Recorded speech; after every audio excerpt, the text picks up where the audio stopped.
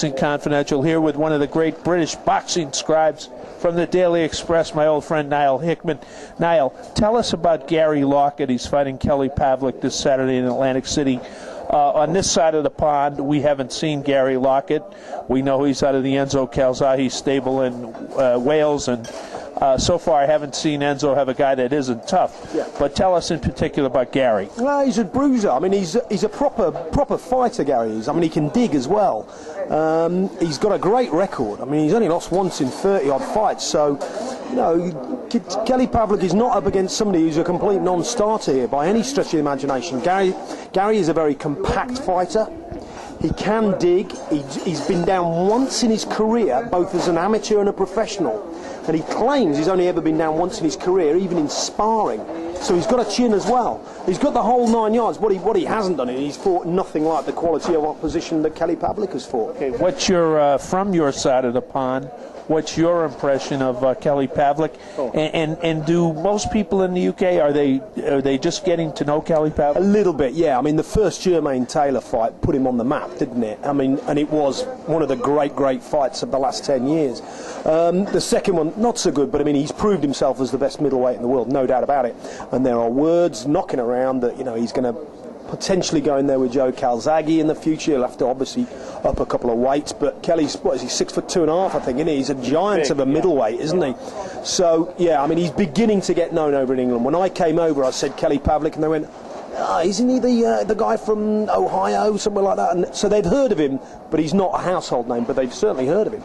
Yeah, let me ask you, it's a big weekend for Frank Warren, not only this fight, but on Sunday, he and the Danish promoter, my friend Mogens Palle, will join the great Larry Holmes and the great Eddie Perkins being inducted into the International Boxing Hall of Fame. Do you have any anecdote or story or anything about Frank Warren's career? He's had his ups and downs, but he has dominated boxing in England for decades now. Oh, best part of 2 or 3 decades, and he did it originally through just sheer hard work. I mean, Frank is a lot of things. You know him better than I do, Mike, but he's a hard worker, and he always has been. I used to go and see him on a regular basis. I live in a different part of England now, so I don't see him as much as I used to, but he is one of the great characters of world boxing. He's also the best promoter we've ever had. I mean, he's put boxing on the map in England with all the great fights that he's put on going back 30 years now, to the days when he was with Joe Bugner. I think it was his first fight he took on. But he's a fantastic advert for somebody who's worked his way to the top, because he came from a sort of council estate in North London, and didn't get any easy money in those days, and he just worked himself up to the very top, and he's just the best promoter we've ever had by a long chalk, and his promotion into the Hall of Fame is very well deserved. Certainly. And Neil, let me ask you a last question. We've discussed Frank Warren, we mentioned Enzo Calzaghe. Let's talk about this still undefeated. I thought my man Kessler might sneak one in, but we didn't. It was a great fight, but Kessler, by the way, is coming back in a title fight in a couple of weeks. But the point is, what do you think, if you're reading the tea leaves?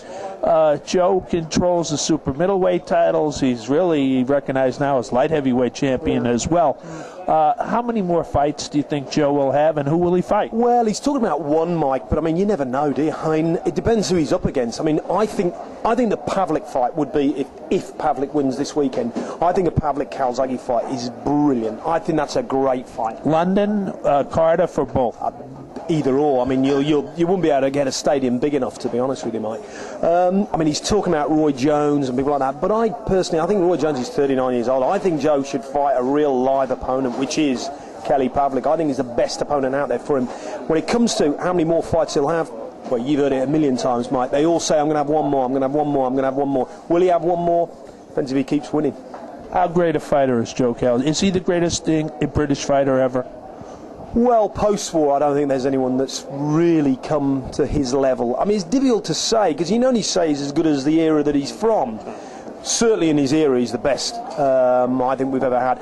I suppose there is one question mark over him, much as he is the best fighter I think we've ever produced, and that is that a lot of his defences were not against high-class opposition. It's only in recent times that he's really started bringing in the big names like Bernard and your own Michael Kessler, but I think he would have beaten them anyway, even in his prime. As for whether or not he's the best, difficult to say. In my opinion, without a doubt. Without a doubt. There you have it from the Daily Express. Neil Hickman. Neil, thanks so much. Good to see you, old mate.